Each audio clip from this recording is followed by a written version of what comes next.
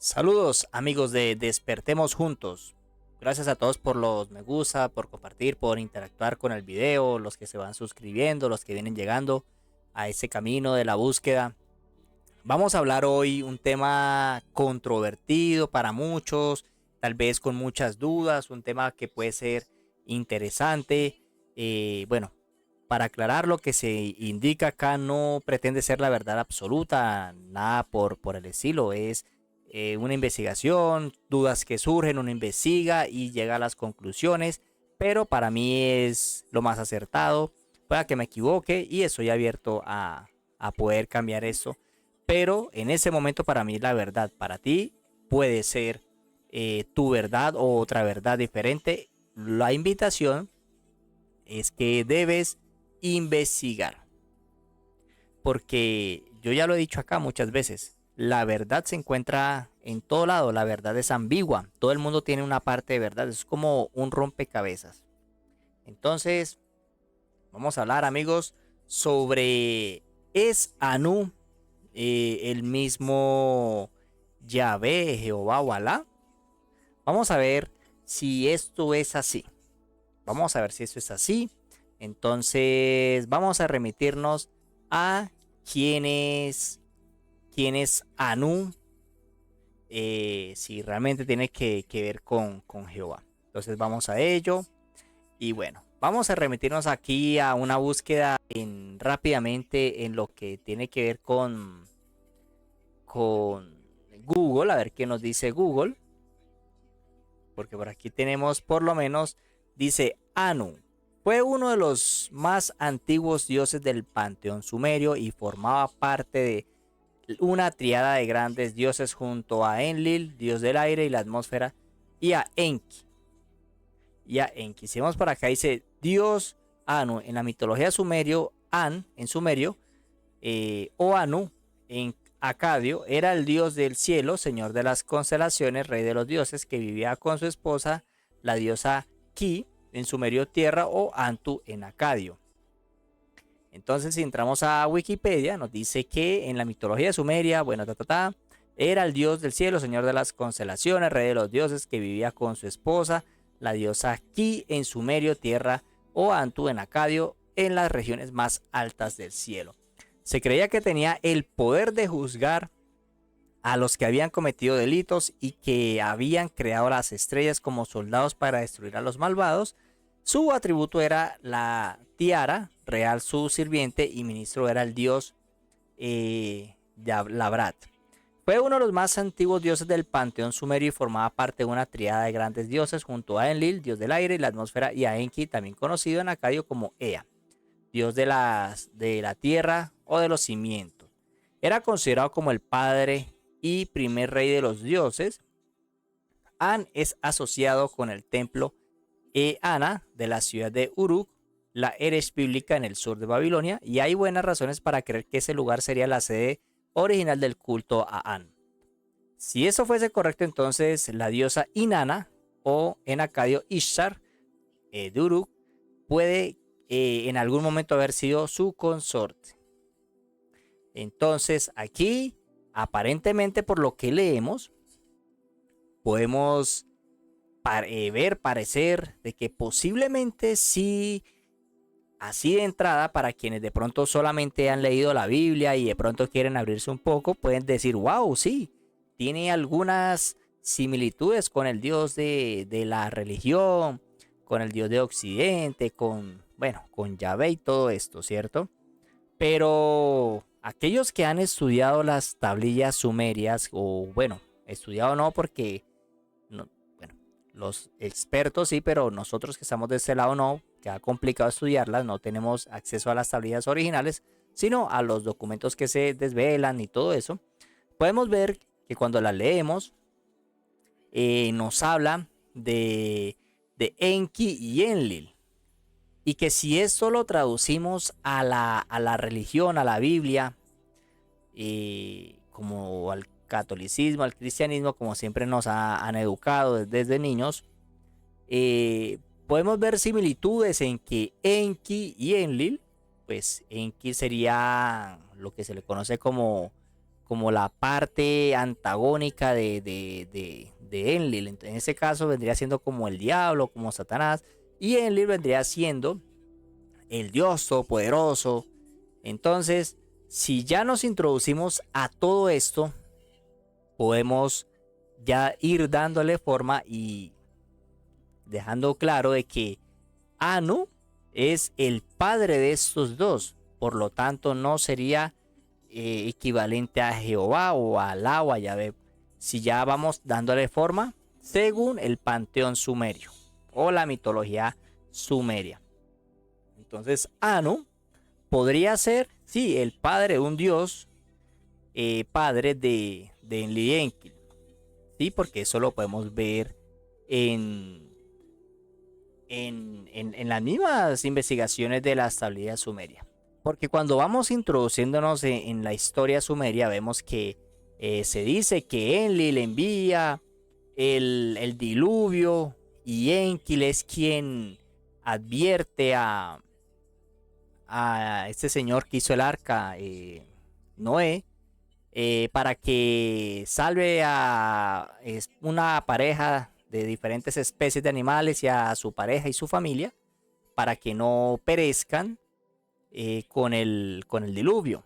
Qué cosa que eso no le gustó a Enlil o a Jehová. Entonces eso ya nos vamos dando cuenta que en la historia, quien envía según la historia sumeria, quien envía el diluvio es Enlil. Entonces ya vemos que si Enlil envía el diluvio, según lo que nos cuenta la Biblia, quien envía el diluvio en ese caso es Jehová o Yahvé. Entonces ya vemos que no tiene nada que ver Anu con Jehová, ni con Yahvé, ni con Alá, ni con ningún dios de otra mitología que exista en la tierra.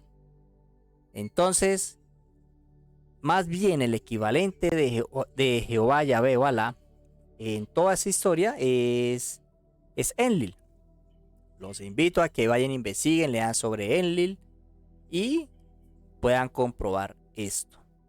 Anu sería el dios mayor de ese panteón sumerio, pero es un dios mayor, no es el dios omnipresente, no es el dios, mejor dicho, es un ser creado que se proclamó o se autoproclamó Dios, pero que a la larga en la historia puede ser como una cucaracha, digámoslo así, perdón la expresión, pero son seres que son de energía negativa y que vienen aquí a apoderarse, se han apoderado de muchos recursos de la tierra, incluyendo al ser humano, que lo han tenido esclavizado y que han seguido haciendo sus fechorías.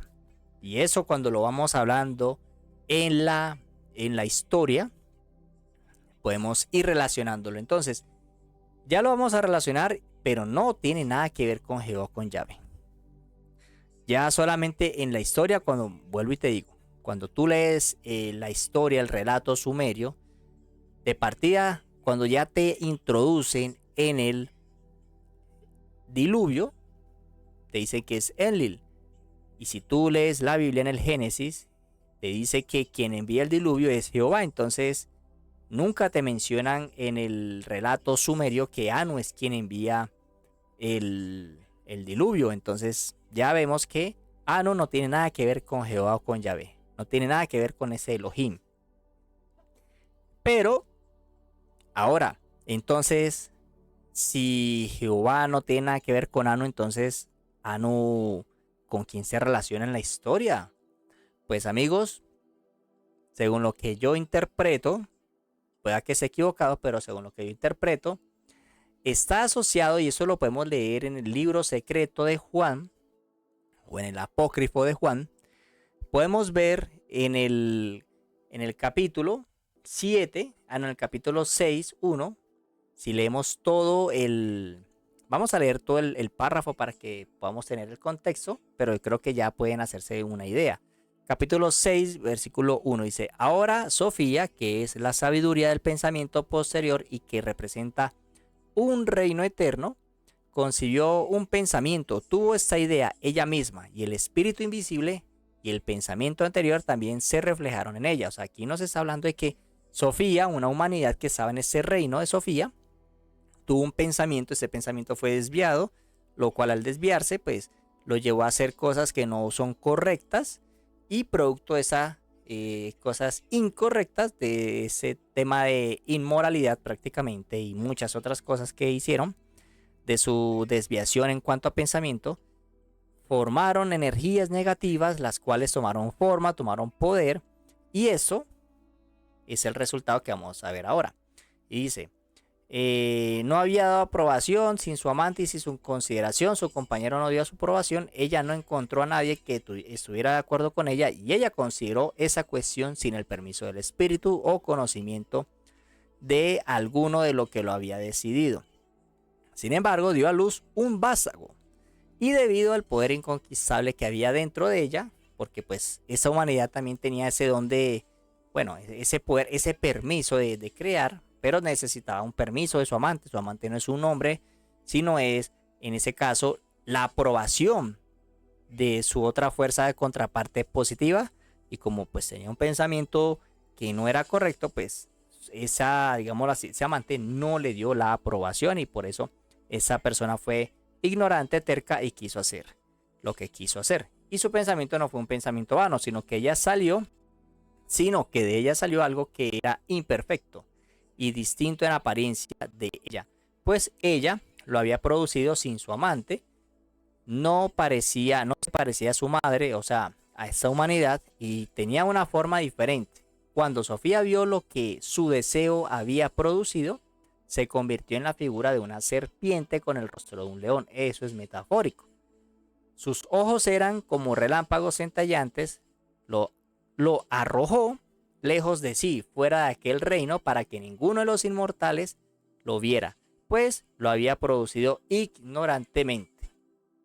Lo rodeó con una nube brillante y puso un trono en la mitad de la nube para que nadie lo viera, salvo el Espíritu Santo, al que llaman la madre de los vivientes. Ella puso a su vástago el nombre de Yaldabaoth. Entonces, hasta aquí ya sabemos que Yaldabaoth, y a lo que quiero oír es que es quien se puede asemejar o ser equivalente a Anu. Entonces, Yaldabaoth, digámoslo así, Yaldabaoth, según el relato de Juan, sacó y creó a sus gobernantes, tuvo, bueno, a gobernantes, a gente que estuvo bajo el mandato de él. También nos dice que tuvo hijos. Que uno era, vamos a ver acá, vamos a buscarlo acá, hijos. Por acá nos dice, vamos a buscar donde hablan de hijos. Entonces, el primer gobernante vio a la mujer joven de pie junto a Adán y observó que el pensamiento posterior iluminado le daba vida y apareció en él. Sin embargo, Yaldabaoth estaba lleno de ignorancia, así que cuando el pensamiento anterior de todos se dio cuenta de lo que estaba sucediendo, envió emisarios y ellos robaron la vida de Eva. Acá, el primer gobernante violó a Eva y engendró en ella dos hijos, un primero y un segundo, Elohim y Yahvé. Elohim y Yahvé. Y Yahvé ya sabemos que es Enlil y muy probablemente Elohim sea Enki. Y que ya si nos remitimos después de alguna manera a la historia de Caín y Abel, Caín, quien fue quien desvivió a Abel, podemos ver que posiblemente el Elohim pueda ser Abel. Posiblemente porque era menos malévolo. Era malo, pero tenía menos maldad que Yahvé. Porque de Elohim también hay una descendencia que, bueno, que si uno investiga también hay cosas. Esto es un tema de rompecabezas, pero aquí poco a poco vamos interpretando, porque recuerda que lo que te dice la Biblia no es ni siquiera lo de cerca lo más real. La Biblia tiene un copia y pega de muchas culturas. El Génesis, del Génesis y el Éxodo es una copia prácticamente de civilización o de la mitología sumeria. Puedes leerte las tablillas y vas a encontrar mucha similitud. Entonces, aquí ya con eso podemos ir armando de poco a poco el rompecabezas. Entonces ya con eso te muestro por qué para mí Yaldabaoth es quien es equivalente a Anu.